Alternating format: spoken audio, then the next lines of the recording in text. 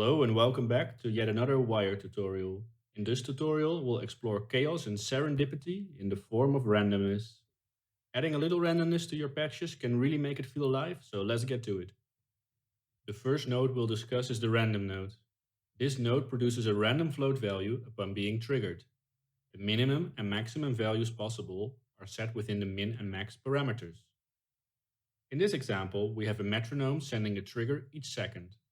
The random node produces a value between -1 and 1. This value gets packed into a float 2 in order to modulate the horizontal position of our circle. Here I have upgraded our previous patch. The first random node now produces a float 2 value. Note that the range of each number in a float variation can be set independently.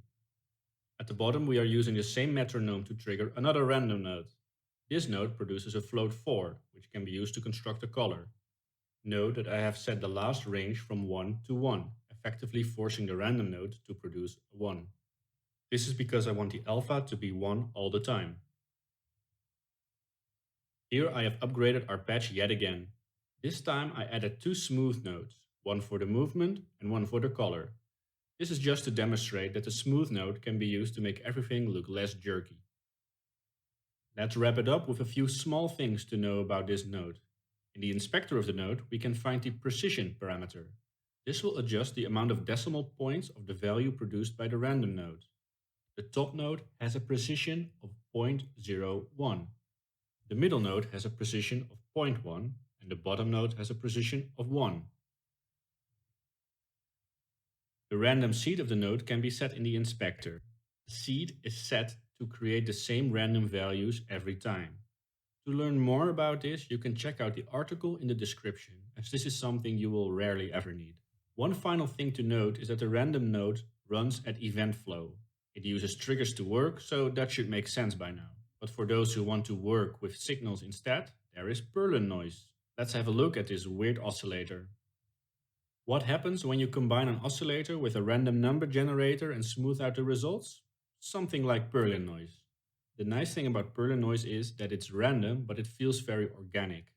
Here I have Perlin Noise going into the circle radius.